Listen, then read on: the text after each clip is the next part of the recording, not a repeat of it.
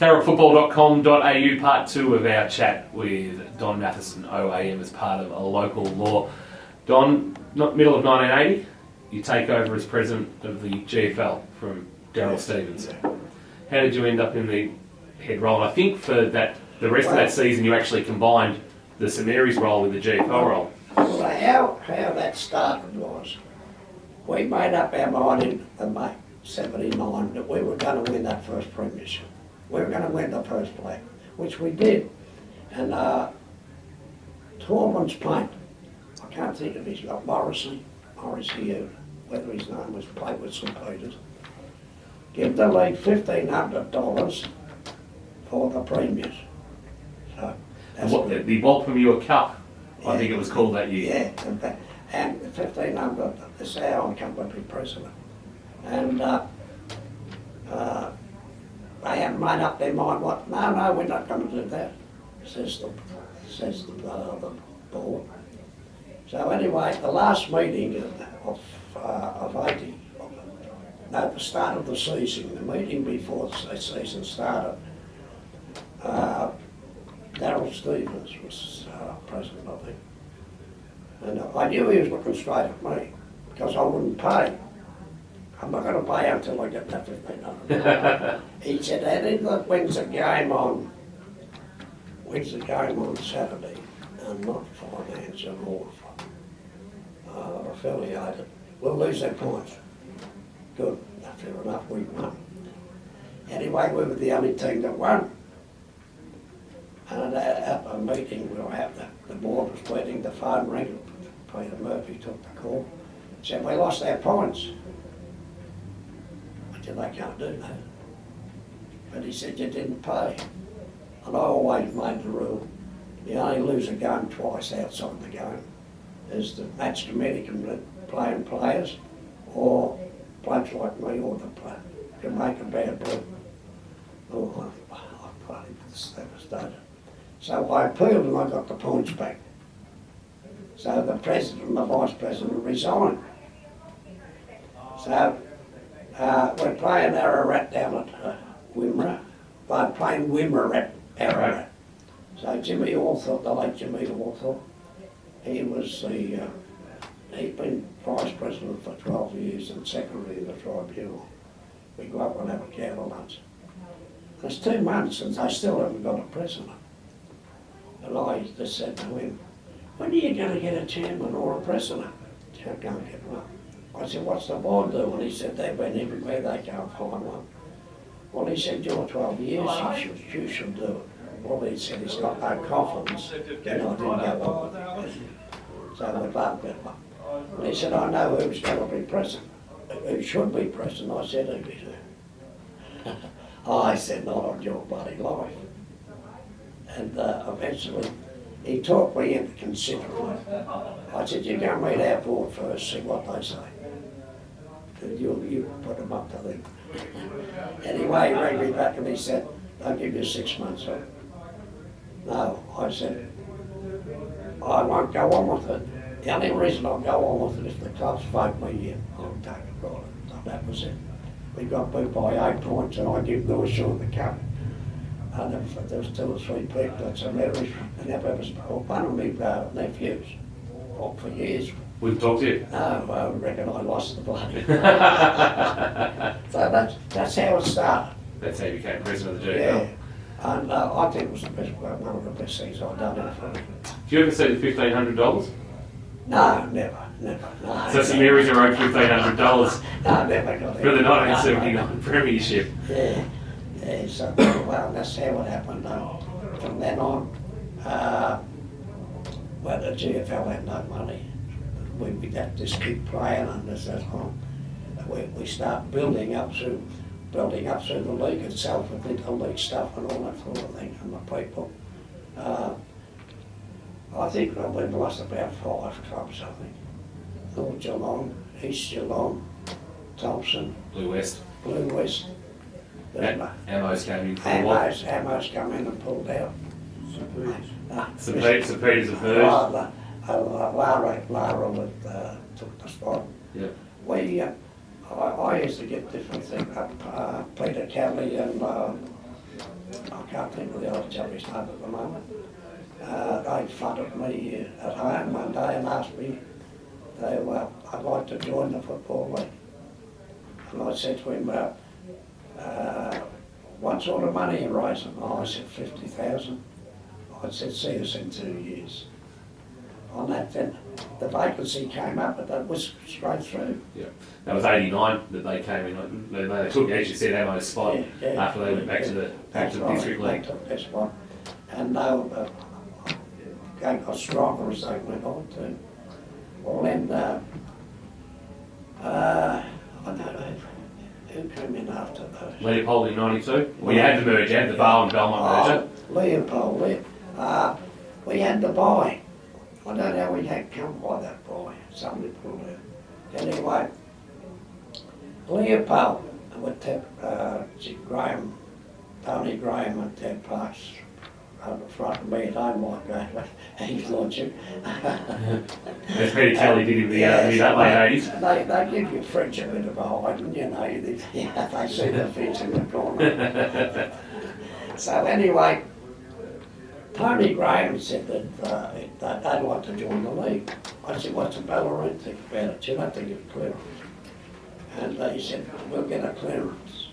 So we took it back. The board said, well, yes, we'll have Leopold.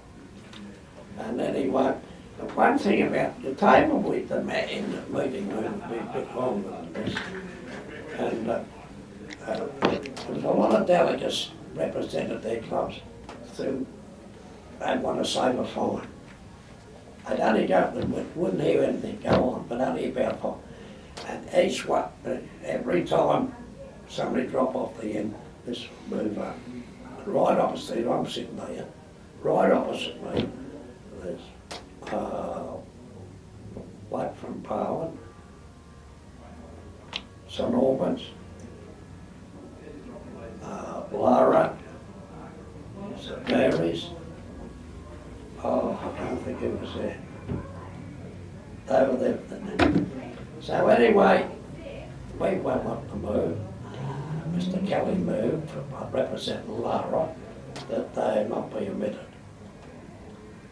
So we put it off for a month and dealt with it.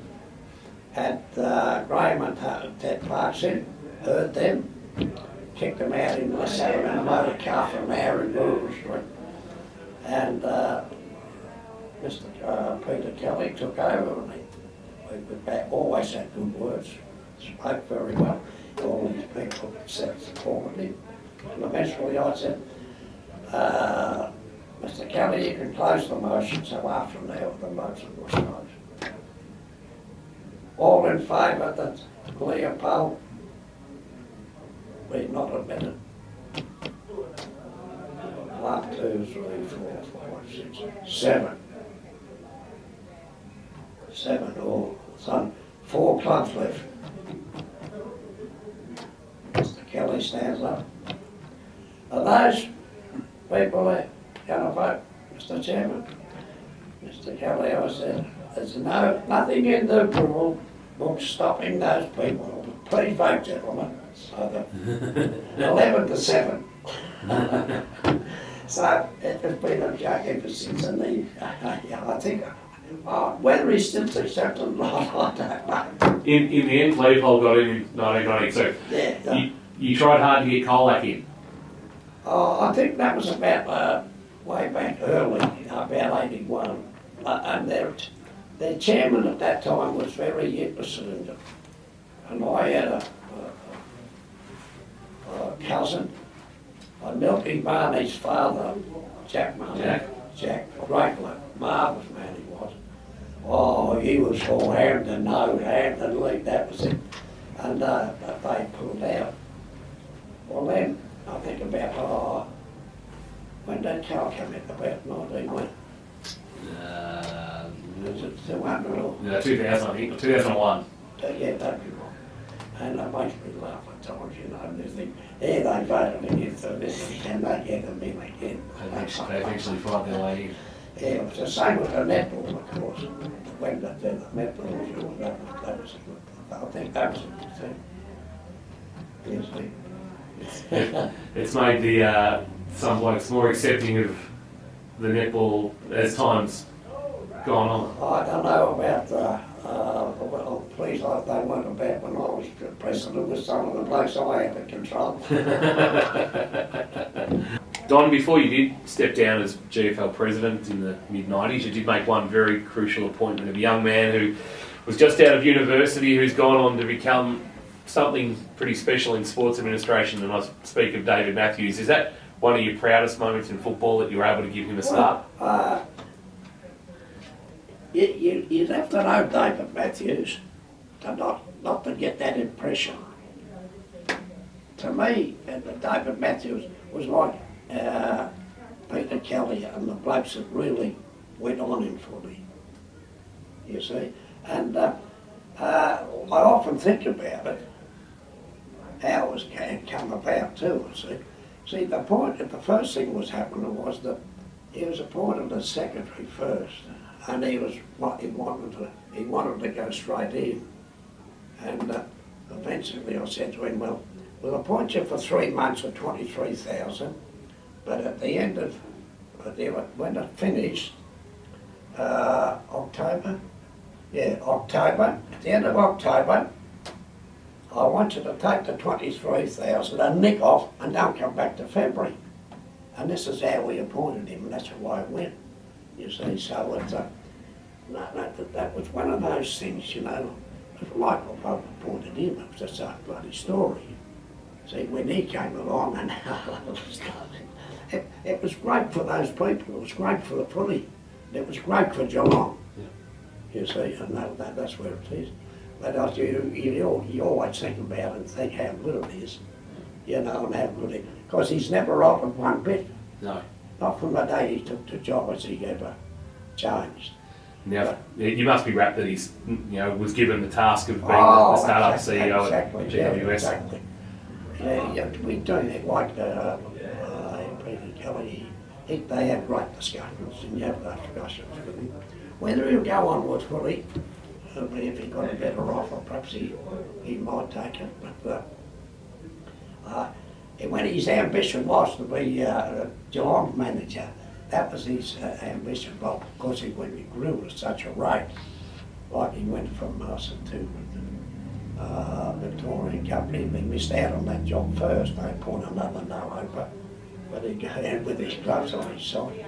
But he went from there to there. The next thing he's in development, which was great.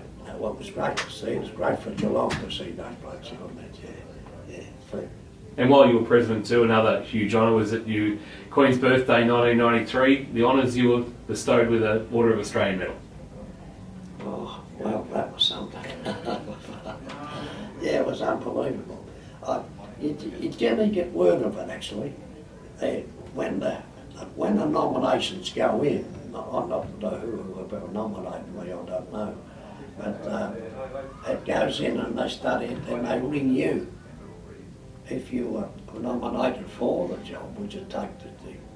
And you say yes or say no. Yeah, so that was it. So that wasn't, my good wife didn't accept it very well.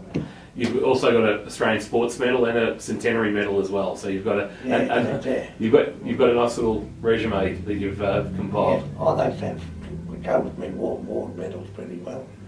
See, I had to I went to New Guinea and those places. That's how well it helps it. Yeah. Hanging nicely on the wall. Yeah, got to be on the door, of course. Yeah. But stepping down as president, you were age 75 when you stood down as president of the GFL, and Peter Kelly replaced you. Well, if it